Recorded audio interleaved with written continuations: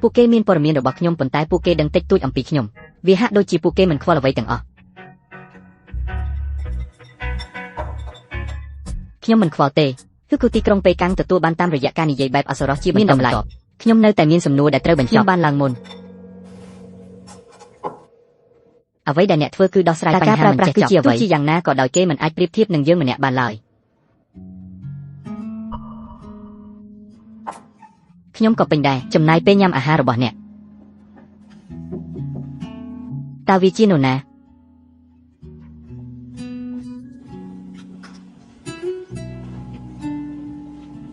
ចម្រៀងហេតុអ្វីតើមានអ្វីដែលខ្ញុំអាចជួយអ្នកបានទេ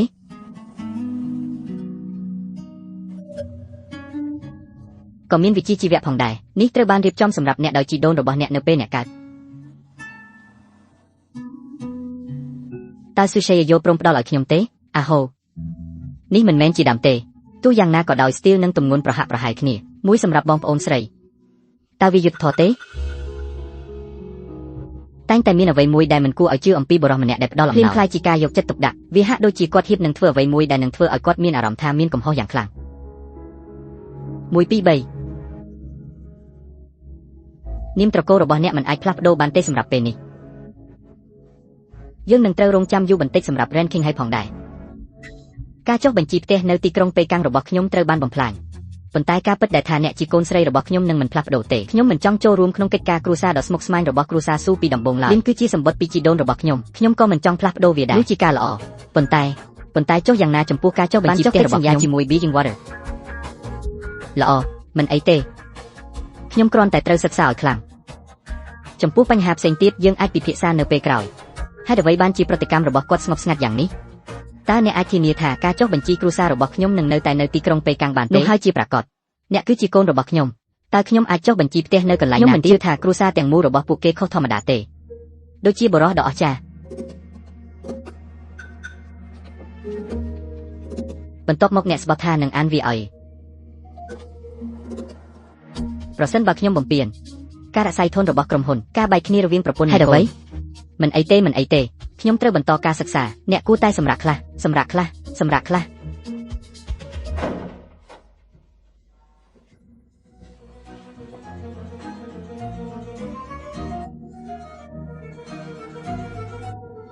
ទីបំផុតខ្ញុំទទួលបានស្នាក់នៅទីក្រុងប៉េកាំងរបស់ខ្ញុំការប្រឡងប៉េកាំងសាកលវិទ្យាល័យផ្សេងហួរខ្ញុំនឹងយកវារងចាំបន្តិចហេតុអ្វីបានជាក្មេងនេះគិតតែពីមាត់ខ្លាគួរឲ្យភ្ញាក់ផ្អើលណាស់គាត់មិនខឹងទេគាត់មិនខ្វល់ពីយើងតតែសោះមានរឿងអីប៉ាខ្ញុំទើបតែប្រាប់សងវងគាត់មិនអាចផ្លាស់ប្ដូរនាមត្រកូលរបស់គាត់ឬយល់ពីអ្វីដែលគាត់មិនអាចធ្វើបានសម្រាប់ពេលនេះទេស្ងប់ស្ងាត់ត្រឡប់ទៅវិញពេលគាត់ទៅធ្វើដំណើរជំនួញកូនស្រីពៅរបស់ខ្ញុំជាមនុស្សដែលខ្ញុំសង្ឃឹមធ្វើបាបគាត់ខ្លាំងពេកទេអូកុំគិតអីប៉ាក្មេងស្រីក្នុងវ័យនោះមានមោទនភាពខ្លាំងពេកស្រឡាញ់ពិបាកខ្ញុំកំពុងតែសម្ដែងខ្ពស់និងខ្លាំងឥឡូវនេះប៉ាយើងបានល្អគ្រប់គ្រាន់សម្រាប់គាត់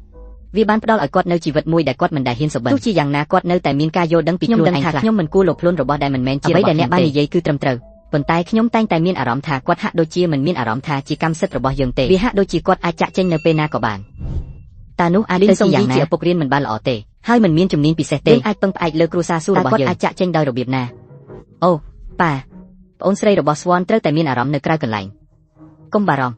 ខ្ញុំនឹងព្យាយាមឲ្យអស់ពីសមត្ថភាពដើម្បីធ្វើឲ្យបានល្អជាមួយបងស្រីស្វនអ្នកព្រួយបារម្ភទេអ្នកខុសតិចតួចប៉ាវាយឺតពេកហើយខ្ញុំត្រូវទៅសាលារៀននៅថ្ងៃស្អែកឥឡូវនេះមិនអីទេបន្ទាប់មកអ្នករាល់គ្នាត្រឡប់ទៅដេកវិញល្អ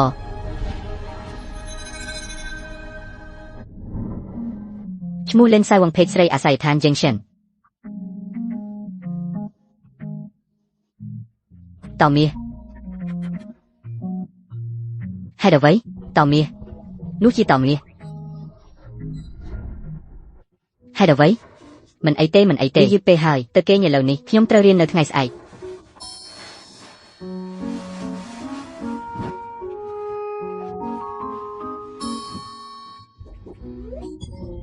អនាគតដ៏ភ្លឺស្វាងកំពុងរង់ចាំប៉ុន្តែខ្ញុំមិនអាចគេងបានទេ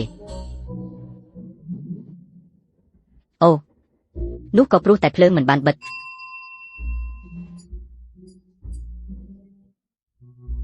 ទោះបីជាបិទភ្លើងក៏ដោយក៏អនាគតនៅតែភ្លឺ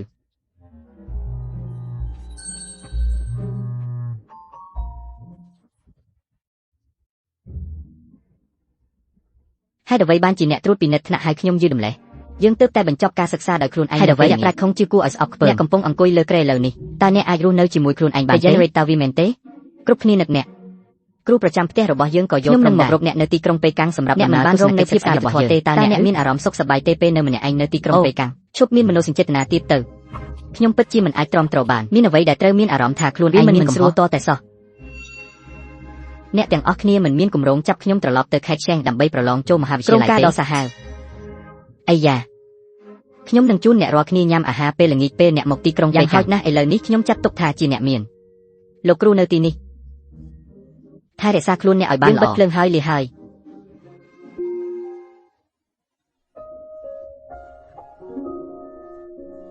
រឿងតូចតាចទាំងនេះ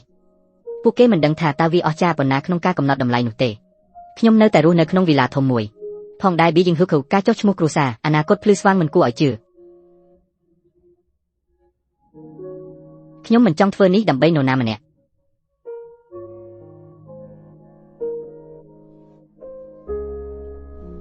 ប៉ុន្តែទោះបីជាមានចិត្តល្អយ៉ាងណាក៏ដោយក៏ខ្ញុំមិនមានមនុស្សម្នាក់ដែលស្រឡាញ់ខ្ញុំដែរត្រូវបានគេចាត់ទុកខុសគ្នាជារៀងរាល់ថ្ងៃ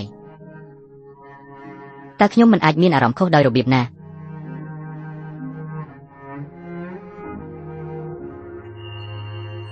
នោះមិនត្រឹមត្រូវទេតើខ្ញុំត្រូវមានអារម្មណ៍ខុសអំពីអ្វី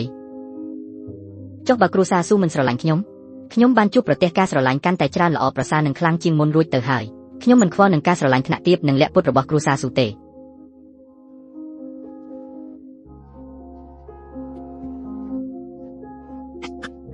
មិនអីទេធ្វើការសាកល្បងអនុវត្តពីដើម្បីស្ងប់ស្ងាត់តើវាមិនគួរជាឆ្នាំនេះទេដែលលទ្ធផលនឹងបានចេញនៅតែមិនមានចលនាអ្វីទៅជាការប្រញាប់ប្រហែលជាខ្ញុំប្រឡងគណិតវិទ្យាលើកនេះបើមិនបាន500ឬ600ពិន្ទុលើកនេះគ្រូរបស់ខ្ញុំគួរតែនិយាយជាមួយខ្ញុំភ្នំនេះខុសពីព្រះដែលមកពីខេត្តខ្ញុំមិនដែលឃើញគាត់លេងហ្គេមនេះទេចាប់តាំងពីគាត់មកដល់ជីវិតនិងសេចក្តីស្លាប់គឺជាប់តាក់ទងគ្នាអូនខំធ្វើការណាស់សិស្សថ្មីតើខ្ញុំអាចទទួលបានប៉ុន្មានពិន្ទុខ្ញុំសង្ឃឹមថាខ្ញុំនឹងមិនបានសំបីតែ400ពិន្ទុនៅទីបញ្ចប់ខ្ញុំបានប្រមាណថាពិន្ទុរបស់ខ្ញុំគឺលើសពី690ទោះយ៉ាងណាក៏ដោយខ្ញុំមិនមានភាពជឿជាក់ខ្លាំងចំពោះបញ្ហាគណិតវិទ្យាចុងក្រោយសិនបើអ្នកឆ្លើយបានត្រឹមត្រូវអ្នកមិនគួរមានបញ្ហាក្នុងការទទួលបានពិន្ទុលើសពី700នោះទេតើអ្នកបាននិយាយអ្វីដែលគាត់និយាយទេពិន្ទុព្យាករណ៍របស់ខ្ញុំគឺលើសពី690ពិន្ទុលើសពី700មិនគួរជាបញ្ហាទេបើអ្នកពិតជាពូកែមែនហេតុអ្វីអ្នកមិនចូលរៀនវគ្គកម្រិតខ្ពស់ហេតុអ្វីបានជាអ្នកទូចឲ្យមកថ្នាក់ធម្មតារបស់យើងបើអ្នកមិនជឿខ្ញុំទេមិនអីទេពិន្ទុចេញហើយ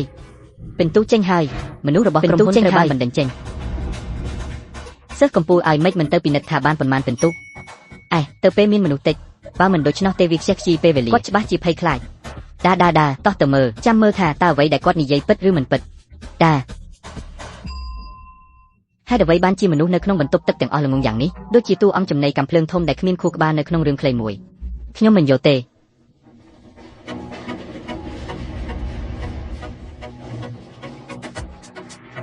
តើអ្នកត្រូវការអ្វីទេ719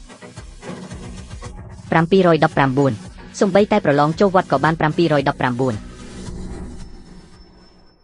អូនឹកស្មានមិនដល់តែសំហេតុផលតើអ្នកភ្ញាក់ផ្អើលទេលើសពីការភ្ញាក់ផ្អើលពិតជាផ្ទុះមែន719ពិន្ទុបណ្ឌិតលីនខ្ញុំមានកិត្តិយសពីមុនមកខ្ញុំសុំទោសអ្នកដោយស្មោះខ្ញុំសុំទោស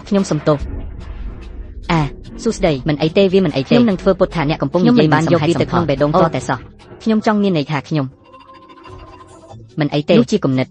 អ្នកគឺជាព្រះតែមួយនិងតែមួយគត់នៃសង្គ្រាមអ្នកបានពិន្ទុ50ពិន្ទុនាំមកសិស្សកម្ពុជានៅក្នុងថ្នាក់កម្រិតខ្ពស់ខ្ញុំគិតថាអ្នកល្ងងតើអ្នកណាហ៊ានមើលងាយថ្នាក់ធម្មតារបស់យើងសិស្សកម្ពុជានៅក្នុងថ្នាក់របស់យើងគឺនៅក្នុងថ្នាក់ណាដឹងប្រហែលជាអ្នកសុទ្ធបញ្ចូលទីច្រើនជាងគេក្នុងការប្រឡងចូលមហាវិទ្យាល័យនិងចូលរៀននៅថ្ងៃណាមួយរបស់ខ្ញុំចង់ចែករំលែកនៅក្នុងសេចក្តីរីករាយរបស់សិស្សខ្ញុំក៏ចង់បានខ្លះដែរតើខ្ញុំគួរធ្វើតេស្តមិនបានល្អដូចនេះទេឬប្រហែលជាយើងគួរតែកាត់ពិន្ទុពីពិន្ទុនៅពេលក្រោយតើអ្វីជាការច្របូកច្របល់នេះសំឡេងជួងសាលាយ៉ាងត្រឡប់ទៅកន្លែងអង្គុយរបស់អ្នកវិញនាយកសូមសូវាងតើថ្ងៃដំបូងរបស់អ្នកនៅសាលាយ៉ាងម៉េចខ្ញុំមិនមានអារម្មណ៍ល្អទេតើអ្នកមានបញ្ហាក្នុងការសម្របខ្លួនទៅនឹងថ្នាក់ធម្មតាមែនទេតើអ្នកចង់ឲ្យគ្រូរបស់អ្នកជួយអ្នកចុះឈ្មោះចូលរៀនថ្នាក់កម្រិតខ្ពស់ដែរឬទេមិនបាច់ទេនាយក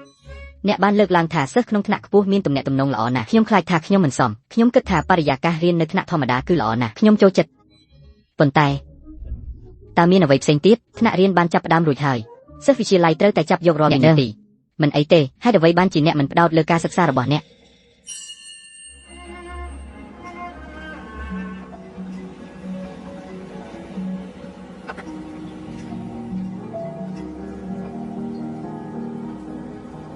ពិន្ទុសម្រាប់ថ្នាក់ទី11ចេញហើយសូមក្រឡេកមើលខ្ញុំកំពុងហាត់ព្យាណូនៅសួនកុមារ541មួយចំណុចពីលើបន្ទាត់3ចំណុចពិតខ្ញុំបានដឹងហើយលើកនេះខ្ញុំលើកសំណួរ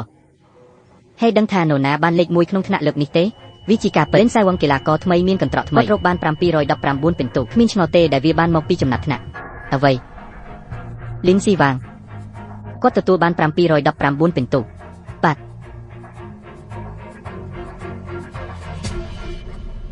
គាត់អស្ចារ្យណាស់ចុះបើពុកម្ដាយខ្ញុំដឹងពួកគេច្បាស់ជាឲ្យតម្លៃលេនសាយវងកាន់តែច្រើនគាត់ដាច់ខាតមិនត្រូវឲ្យឪពុកម្ដាយដឹងពីអារម្មណ៍ពិតរបស់គាត់ឡើយ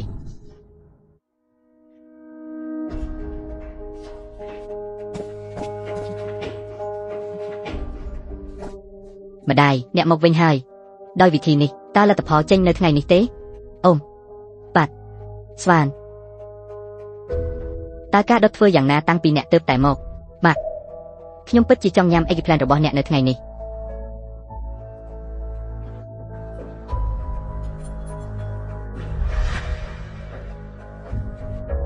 ដរាបណាឪពុកម្ដាយរបស់ខ្ញុំមិនចាំបាច់ចំណាយពេលជាមួយលេនសៃវងពួកគេនឹងមិនដែលដឹងពីលទ្ធផលពិតរបស់លេនសៃវងឡើយបាទខ្ញុំនឹងមកជំរាបសួរមិនអីទេខ្ញុំពិតជានឹងបញ្ជូនសារនោះទៅអូមលាពួកគេទូចឲ្យដឹងថាអ្នកណាឲ្យលេខទូរស័ព្ទឲ្យពួកគេនាយកនៃសង្គមគាត់បាននិយាយថាស៊ូជីយីលើកនេះវាបានលើកបន្ទាត់ចូលរៀននៅសាកលវិទ្យាល័យលំដាប់ទី1ដល់ទៅ3ទៅដល់រង្វាន់ដល់គាត់ឲ្យបានត្រឹមត្រូវកូនខ្ញុំអស្ចារ្យណាស់ម៉ាក់នឹងចំអិនម្ហូបពី3មុខទៀតឲ្យឯងនៅយប់នេះខ្ញុំនឹងទៅរមែកតាមរយៈកាបូបរបស់ខ្ញុំជាមុន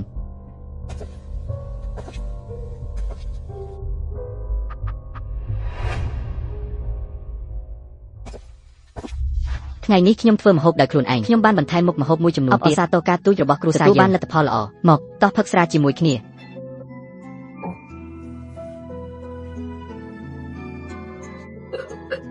តាំងចិត្តថាជាមនុស្សឆ្លាតនិងឧស្សាហ៍ព្យាយាមតែជាធម្មជាតិប៉ុណ្ណោះដែលពួកគេបានសម្រេចបានលទ្ធផលល្អគ្រួសាររបស់យើងមានការល្អបំផុតវិយាតើអ្នកចង់បានរង្វាន់អ្វីប៉ានឹងផ្ដល់ឲ្យអ្នកនៅរាល់បំណងប្រាថ្នាខ្ញុំចង់បានកាបូបចុងក្រោយពីដើមកាលនេះល្អការទិញដោយវិធីនេះស្វានចំណាត់ថ្នាក់របស់គាត់ហេតុអ្វីតើស្វានអ្នកផ្សេងទៀតនៅណាហេតុអ្វីបានជាអ្នកមិនមកញ៉ាំអាហារពេលល្ងាចអូនស្រីខ្ញុំប្រឡងមិនបានល្អទេដូច្នេះខ្ញុំមានអារម្មណ៍មិនល្អឪពុកម្ដាយបងប្រុសសូមកុំសួរគាត់អំពីចំណាត់ថ្នាក់របស់គាត់នៅពេលក្រោយស្វានមកពីជនបទគ្រីខ្សោយវាអាចយល់បានថាខ្ញុំមិនអាចបន្តបានវាជាកំហុសរបស់ខ្ញុំទាំងអស់ដែលមិនផ្ដល់ជំនួយត្រឹមត្រូវដល់អូនស្រីខ្ញុំនាងឲ្យបានត្រឹមត្រូវសេយីអ្នកគ្រាន់តែចិត្តល្អពេកក្រឡេកមើលអាកប្បកិរិយាមិនសមរម្យរបស់លេនសៃវងមិនហៅគេមកហូបបាយតើយើងបង្ហាញរឿងនេះដល់អ្នកណាបងប្រុសទី2កុំនិយាយអីបងស្រីខ្ញុំគ្រាន់តែសោកសៅពេកខ្ញុំកំពុងហៅបងស្រីខ្ញុំមកជន់ក្រោមដើម្បីញ៉ាំអាហារពេលល្ងាចបើគ្រប់គ្នាដឹងថាលីនស៊ីវ៉ាន់ទទួលបានពិន្ទុលើស700បន្ទាប់មករាល់ការសរសើរនិងរង្វាន់ដែលខ្ញុំបានទទួលគឺគាត់ខ្ញុំមិនអនុញ្ញាតឲ្យធ្វើបែបនេះជាដាច់ខាតបងស្រីតោះទៅជន់ក្រោមដើម្បីអាហារពេលនោះគ្រប់គ្នាកំពុងរងចាំអ្នកអូល្អតោះទៅចុះទៅជន់ក្រោមដើម្បីញ៉ាំលីនវ៉ាន់អ្នកល្ងងណាស់មែនទេអាយ៉ាអ្នកកំពុងដើរតួជាតួឯកស្រីដ៏អាក្រក់មែនទេមុខពីរបើគ្មានអ្នកនៅជុំវិញអ្នកនឹងមិនធ្វើពុតអ្នកកំពុងនិយាយមិនសមហេតុសមផល719ពិន្ទុអ្នកពិតជាអ្នកខ្លាយសូមអរគុណនេះគឺជាការអរគុណចំពោះឯកសារប្រឡងទីក្រុងតេកាក្រអឹតក្រទុំទៀតទៅតើអ្នកគិតថាថ្នាក់ល្អនឹងអាចឲ្យអ្នកយកតំណែងរបស់ខ្ញុំក្នុងគ្រួសារស៊ូបានទេខ្ញុំប្រាប់អ្នកឪពុកម្ដាយខ្ញុំមានកូនស្រីតែម្នាក់គត់ក្នុងចិត្តបងប្រុសទាំងពីររបស់ខ្ញុំនឹងពេញចិត្តខ្ញុំតែប៉ុណ្ណោះប្រទេសអ្នកក៏ធ្វើឲ្យខ្ញុំដឹងពីអត្តសញ្ញាណផ្ទាល់ខ្លួនរបស់ខ្ញុំអត្តសញ្ញាណអ្វីខ្ញុំបានសួរអ្នកថាអត្តសញ្ញាណរបស់អ្នកគឺជាអ្វីអ្នកល្ងងយ៉ាងនេះសូមប្រកាសថាអ្នកយល់ពីអត្តសញ្ញាណរបស់យើង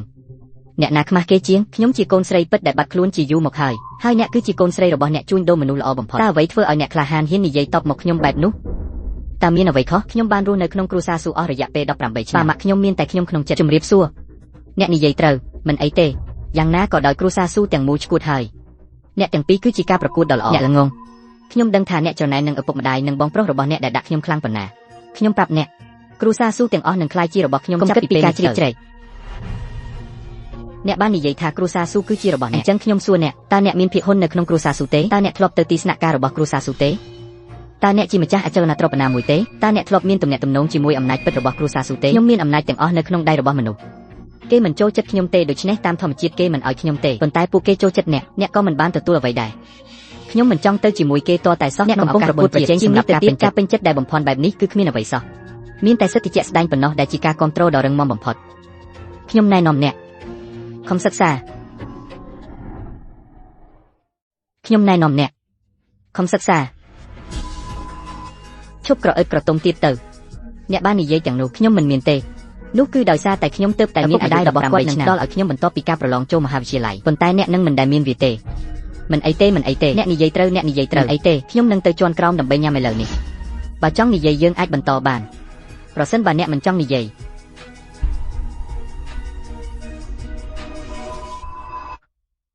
ទីតាំងនេះបរិយាកាសនេះផ្ទៃខាងក្រោយនៃរឿងនេះហេតុអ្វីបានជាខ្ញុំមានអារម្មណ៍ថាមានរឿងឈួតចិត្តកើតឡើងចុះអ្នកឯងមកញ៉ាំអីស៊ុំដល់ហើយខ្ញុំទូចថាអ្នកស្ដាប់ខ្ញុំមនុស្សគួររៀនស្រឡាញ់ខ្លួនឯងប្រសិនបើអ្នករងរបួសមានតែអ្នកទេដែលមានអារម្មណ៍យកទេពិតណាស់ខ្ញុំនឹងមិនល្ងងល្មមធ្វើបាបខ្លួនឯងទេជាការល្អដែលអ្នកយកតោះទៅចុះសម្រាប់អាហារពេលល្ងាចបងស្រីតើអ្នកកំពុងធ្វើអ្វីអ្នកមិនអាចនិយាយជាមួយខ្ញុំបែបនេះបានទេអ្នកមិនអាចយកពិន្ទុអាក្រក់របស់អ្នកមកលើខ្ញុំបានទេរ៉ៃមានរឿងអីនឹងអ្នកសេជីលីនស៊ីវ៉ាងបើឯងហ៊ានធ្វើបាបជីយីឯងស្លាប់ហើយគាត់ច្បាស់ជាមិនល្ងងទេខ្ញុំជាមនុស្សល្ងងតើអ្នកអាចជ្រើសរើសផ្នែករបស់ខ្ញុំបានទេខ្ញុំសូមអង្វរអ្នកអីបងស្រីធ្វើអី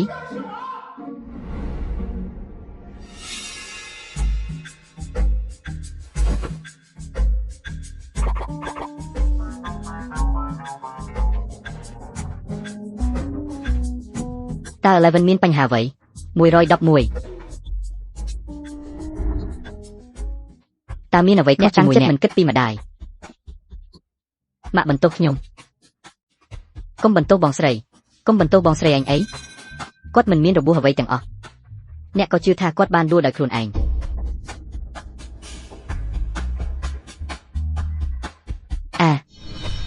ជឿក្បាលណា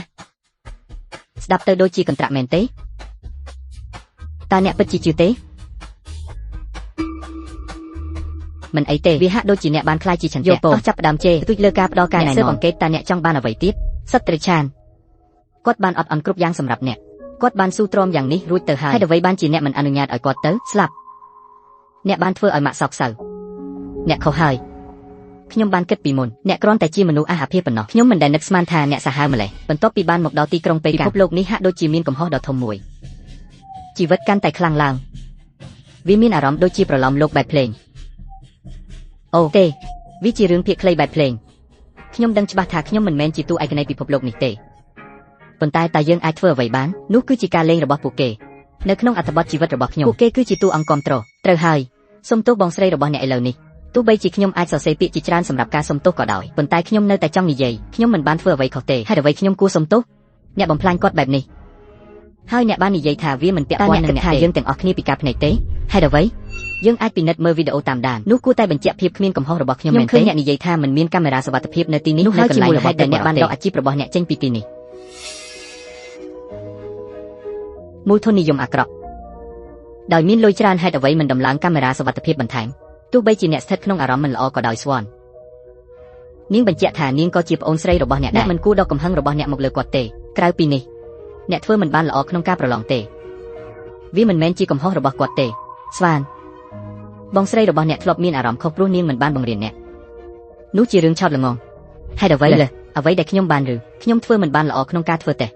តើអ្នកមានការយល់ខុសខ្លះអំពីអត្ថន័យនៃការធ្វើមិនបានល្អក្នុងការប្រឡងច្បាស់ហើយហេទូចខ្ញុំទូចឲ្យអ្នកស្ដាប់ចាំ ម៉ាក់កុំបារម្ភអីប៉ាបានសុំខ្ញុំមកគ្រាន់តែអ្នករងចាំរាល់ការសោកស្ដាយដែលអ្នកបានបង្កឡើងនៅខ្ញុំនឹងឲ្យអ្នកតបស្នងខ្ញុំតាមគ្រប់មធ្យោបាយដែលនឹកស្មានមិនដល់